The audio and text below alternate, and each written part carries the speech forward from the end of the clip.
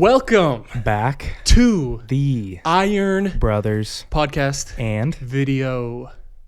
welcome. It's good to be back.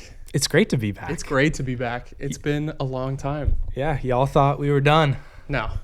Well, never done, never finished. No, just a little hiatus. Yeah, I mean, rightfully so. I mean, we finished the marathon prep. Yeah. And we just took a little break. Yeah. Rightfully so. We are in full swing, though, on the prep for the Ironman. Even though we've been gone for a long time, things haven't slowed down by any means. For sure. Like, I mean, we'll probably get into it, but sure. You getting your bike trainer, kind of setting up our workout regimen, what we kind of want to do in terms of different phases of how we want to train, and just the availability of time that we're just going to have to set aside for it. Yeah. So before we get in, thank you again for checking us out. Like we've mentioned before, this is on Spotify, this is on YouTube. So if one works better for you, check it out. We love the support because we're still here and we're still doing it. So we try to make it around 30 to 45 minutes each video and podcast, just so it's a common commute time for a lot of people. And I just want you to pop it on your way to work or on the way home from work, because I feel like we got a lot of knowledge for you guys to hear, and we love to just spread anything we can to any active community. Yeah, so on your commute home from work, just toss on our soothing voices and drown out to some lovely Ironman, know-how. Of course. Well, let's talk about what's happened in the last 60-something days since my marathon. We went into the marathon prep. We finished on November 25th. I ran my marathon in 3:46, so super happy to go sub 4. We've been recovering since then, and with that, I have been dealing with a pretty gnarly Achilles injury, even going into the last couple weeks of the marathon prep. And so after the marathon, I took 6 weeks off completely of running. Tried to do as little as wearing shoes as possible in terms of around the house, outside. I try to only wear my shoes when I'm at work, basically. But it was nice because the week right after the marathon, me and my wife went on our honeymoon.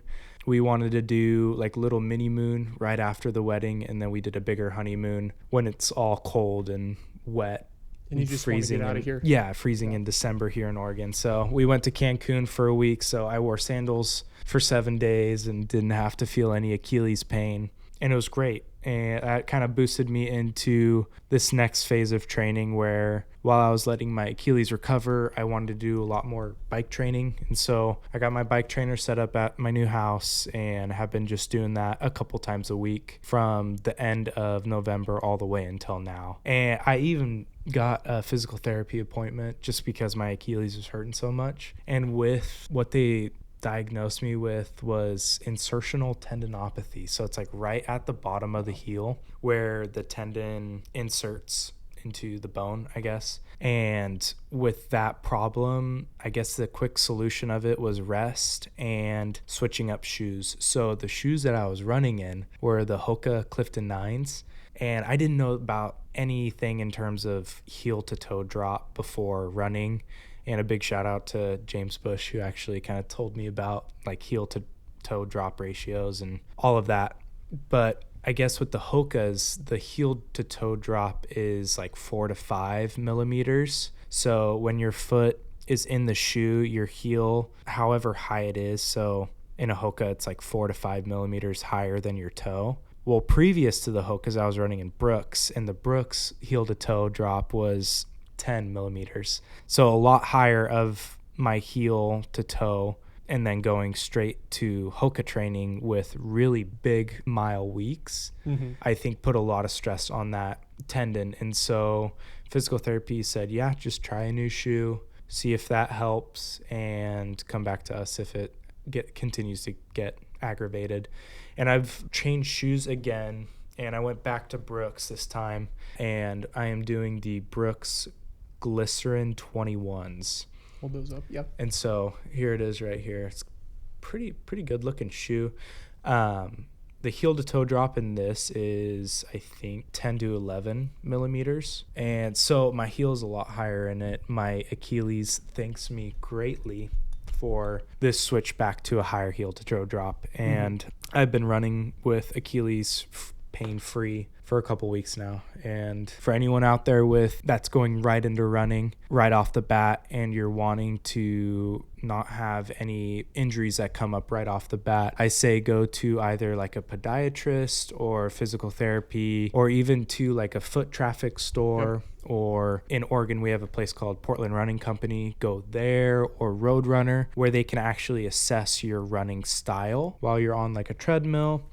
Or like with foot traffic, like they take you out on a run, and like a professional watches you run with your technique, and are you a heel striker, a toe striker? Sure. Yeah, I highly recommend those places so you can get a shoe that fits for you. I know with like growing up, my pride, I was like, oh, I'm like team Nike no matter what. Like Nike's just going to be my football shoe, my basketball shoe, sure, my baseball shoe. Brand loyalty. Yeah. And the older I've gotten, the more I've realized like how bad my foot fits into a Nike shoe. But who knows, maybe Nike might come out with a shoe that actually fits my foot. But right now, Brooks, they are doing wonders for my feet. Yeah, just trying to stay on top of my Achilles health, which has been really good. Fantastic. Yeah. So it was marathon, honeymoon, a little bit of rehab for the Achilles, and then transitioning just into a little bit more strengthening period and just getting back into the rhythm of things with running and then biking. Yeah. And for those that don't know, a bike trainer, just because I didn't know that was the term for it, it's just a stationary setup that you can buy that attaches to the back spoke of your bike, and then you put your front tire in a little like a little placement holder. Yep. And it just gives you resistance so you can bike in place indoors and not have to go out 19 degree. Exactly. Like, I mean, these things are such a game changer in like the Pacific Northwest, or even the Northern Hemisphere during winter. I don't want to be biking in 30 degree rain weather. 100%. I won't have fun. And the point of training is to like work hard, have fun, and like get good results. But you can't really do that in winter time. So I think there's a line we draw, because I think part of us is, and part of this journey is like doing the hard thing and grinding it out, months and months of training that, oftentimes doesn't get seen or doesn't get recognized. It's just you kind of putting your head down and doing it, even if it's raining, even if it's, sunny out, etc. But something like a bike trainer's, it feels kind of like a no-brainer. Yeah. Especially just for the nature of the area that we're in. And I mean, when it's raining out, roads get slippery. Last thing we need is just an unneeded injury. Sure. And so obviously it's going to get a little mundane and a little boring, especially when we have a bike day that comes up and it is inclement weather and we got to stick to the stationary bike. It can get up to like 2 to 3 hours on that bike. So being able to do as much as we can during this prep to prevent injury, I think goes a long way. Absolutely. A couple things on that. One, the marathon, that's kind of where we last left off, is teasing that. So like you said, you ran it, smoked it. And the awesome part about that is that we got to document the whole process for Jacob. Thanks to our buddy Kyle in Ivory Creek. Yes. We are able to show you every single little kind of detail and bit about that day, and a really fun project that we're working on right now. So hopefully, I don't know if it's going to be out by the time that this video comes out. If it is, go check. If not, it's coming very soon. But we've been trying to put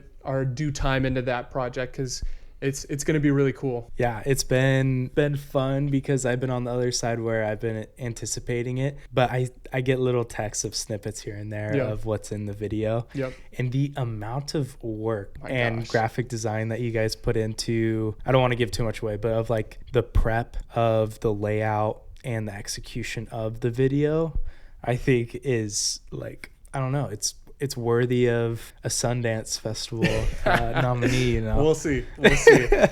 Yeah. Huge shout out to Kyle for helping make that happen. It is, it's been time consuming, but we're really, really excited about it. But like during that time, I knew I had to do the marathon by myself because you were going through a little bit of an injury yourself. Yep. You want to talk about that a little bit? Yeah, so around the time that Jacob ran his marathon, I think right before that, I kind of mentioned that I had hurt my foot. It was what I believed to be like the outside tendon on my left foot, that peroneal tendon. Yeah. So the game plan was to just rehab it and work back into everything on my own. And so I took 5 to 6 weeks off, I think, before I started walking. And I think around the time I started walking might have been around the time that you did or just finished the marathon. Mm-hmm. But I think I did a week or two of walking. Obviously, there was tons of stretching and tons of other work that I was putting in the meantime. But once I started to be able to really put some weight on it and start getting back into the rhythm of things, walked for a couple weeks, and then I started out at low mileage, just a mile or two a day for a few days a week, and then I slowly started building it back up as we got into December. And around end of December, I think I hit a 10-mile long run is what I was working up to, because between Jacob and I, we had talked. I was still interested in doing the marathon, and so we gave a tentative date of end of January. Yeah. Is when I wanted to kind of try to be healthy again and shoot for making that happen. End of December, I hit that 10 miles, and I was planning on making some pretty big jumps just to try to get back up to the mileage that I wanted to be at before going into it. And the week after I did the 10 miler, I was running during my lunch break at work, which has been a nice little time slot that I've found for myself just because my work has showers and stuff. But Yeah. I was running. It was a normal run. Everything felt fine. I was coming up on like the last half mile. I've been doing 3 miles a day, 4 days a week. So getting back into the rhythm of where we were kind of in the heat of our running.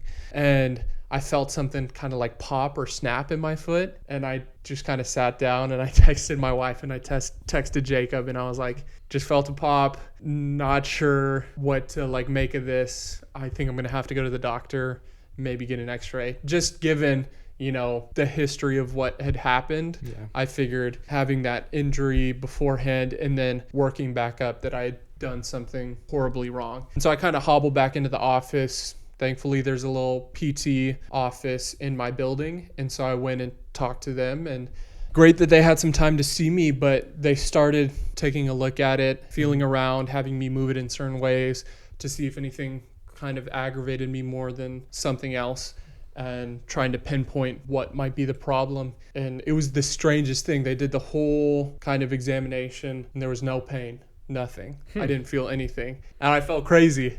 It was like embarrassing. Well, I bet the physical therapist too was like, is this a joke? Yeah. I felt so weird about it. I was like, I swear. I gave him the whole backstory and kind of explained everything that I was going through. And he looked at me and he said, this might not necessarily be an injury. It could have just been tendon slipping over the bone or something that kind of caused that sharp initial discomfort, but that might not actually be a serious injury. So I think the term for it is subluxation. I got you right back. Hey. When that tendon slips over. But after that, they gave me some things to stretch out, to roll out. I got a roller to roll the side of my calf to make sure that tendon is loose enough. And then obviously rolling out the bottom of my foot, stretching it out as much as I can. And it was sore for a day or two, but really I went right back into training and running. Kind of trying not to be hyper fixated on it, but trying to be really aware of any discomfort or any pain. And I put some KT tape on it. But I realized for the long term, for the big picture, it's not a super smart idea for me to run the marathon. And so we decided to call that off, just because the end goal here is the Ironman. Yeah. And it's not worth it to try to push an accelerated timeline to try to do a mock marathon just to kind of prove that I can do that mileage. I feel like working up to 20 miles previously is a pretty good indicator that I can get there.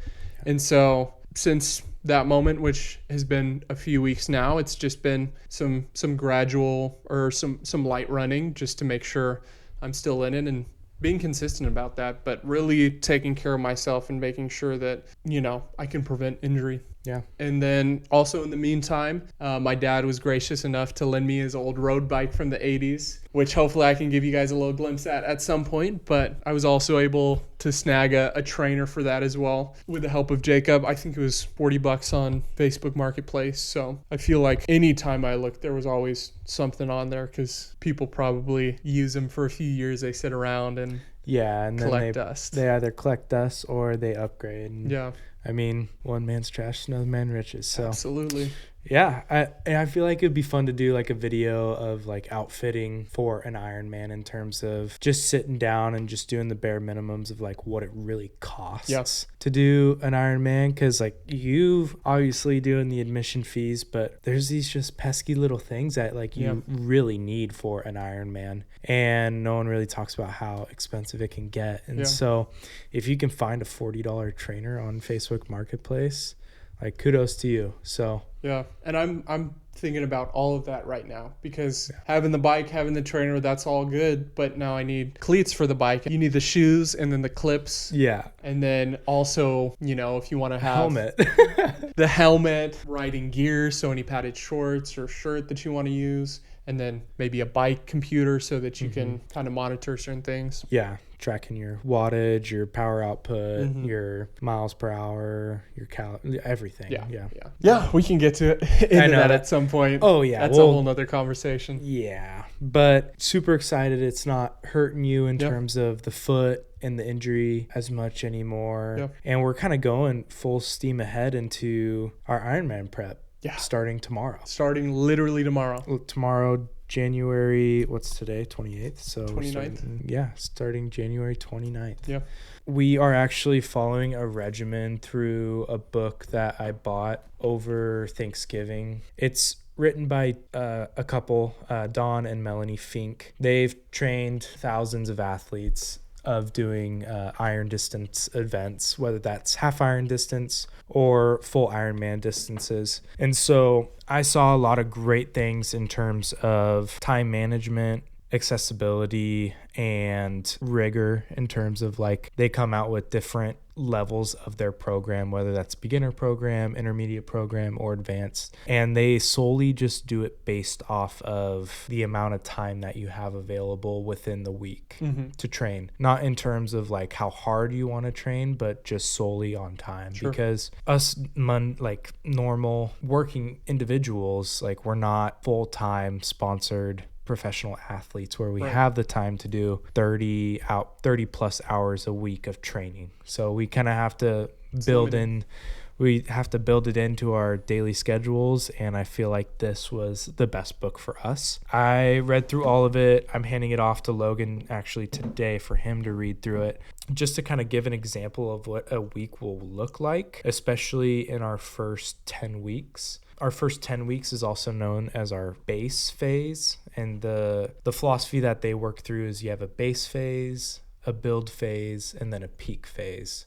So a base phase is just building up your metabolic base. A lot of that zone 2 that we've been talking about prior to this video. A lot of just trying to get mileage time under the feet, legs, and swimming arms and legs. As they transition to the build phase, that's when you start dabbling a little bit more into anaerobic and aerobic, exercising that zone 3, zone 4, just sprinkling it in here and there, as well as just building in terms of the amount of time under stress for that weeks 11 to 20. And then after those 20 weeks, you go into the peak phase. And at the beginning of the peak phase, we actually do a half Ironman.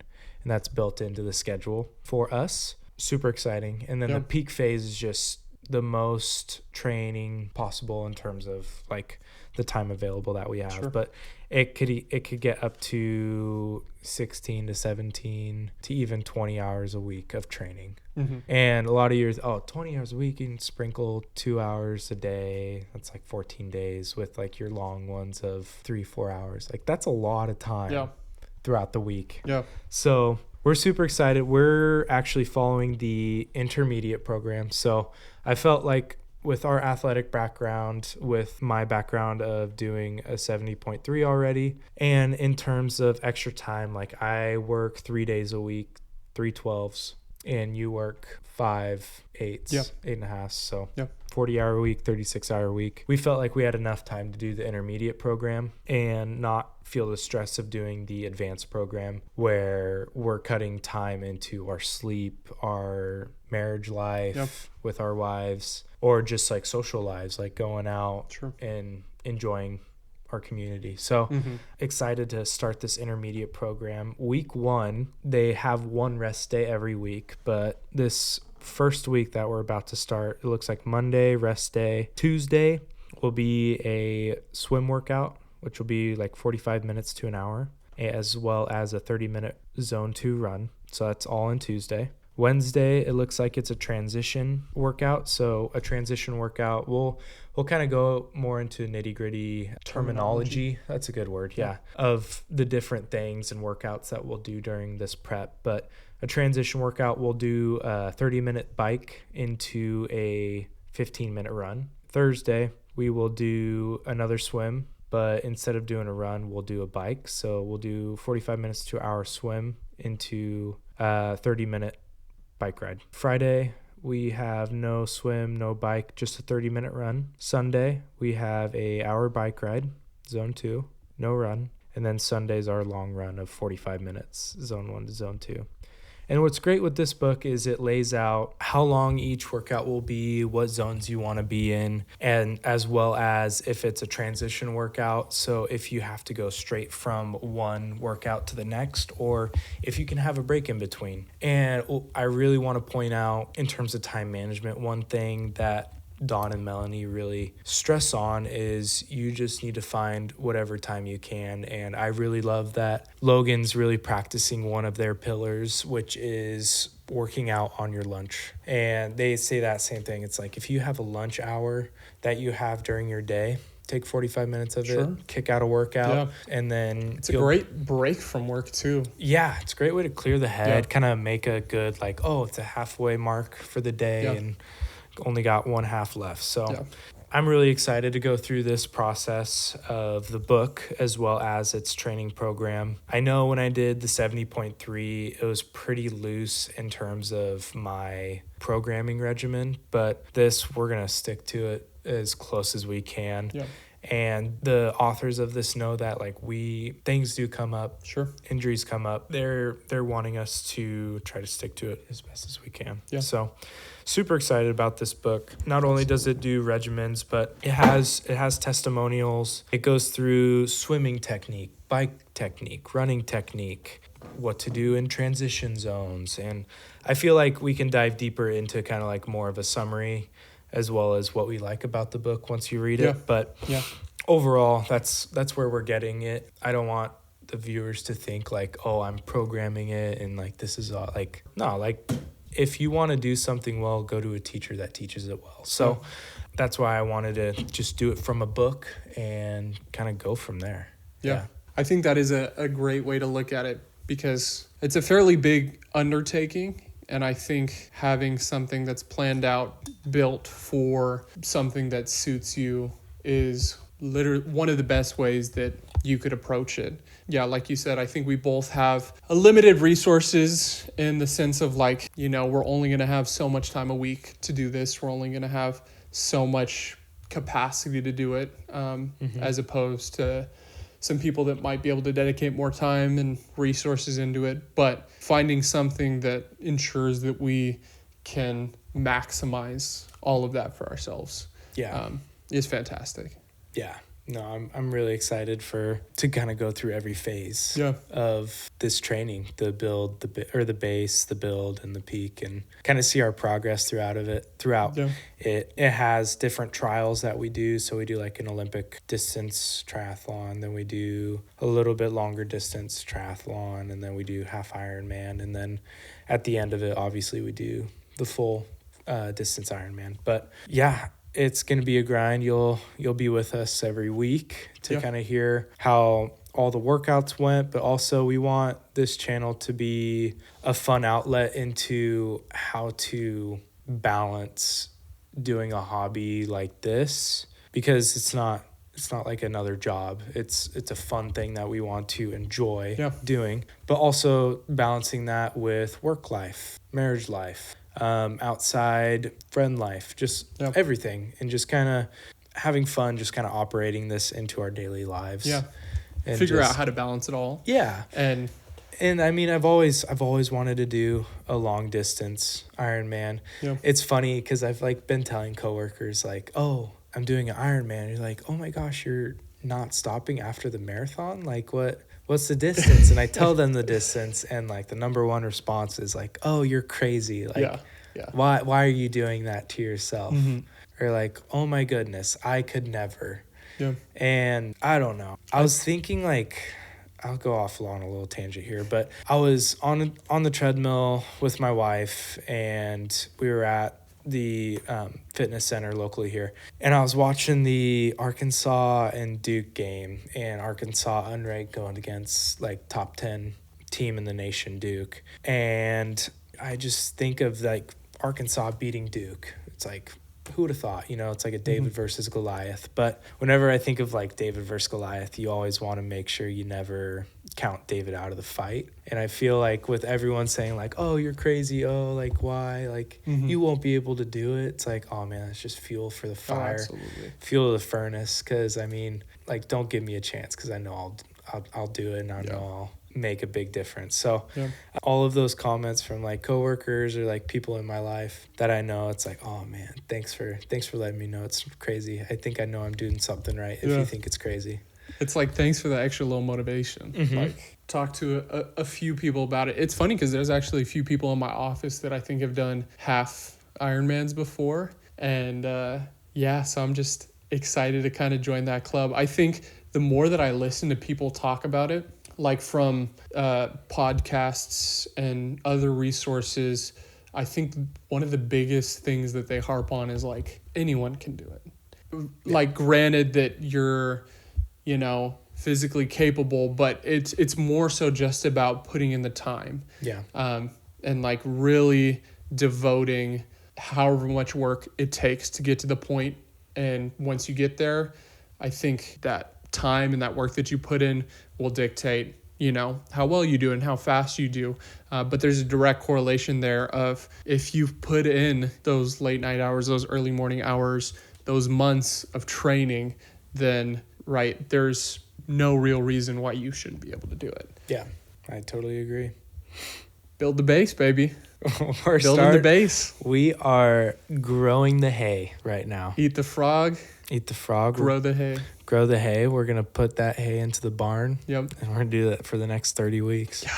So bear along with us. Stick along for the ride. I think the swimming and the biking will be a little bit more exciting than the running in some aspects. I think so too. It'll be so nice to shake it up. Because I know for the past 25, 30 weeks, we've just been focusing on running, but now we get to sprinkle in a lot more of two completely different sports. Yeah. And so I'm super excited about swimming. Yeah. I feel like we have lots of growth to do in the swimming aspect.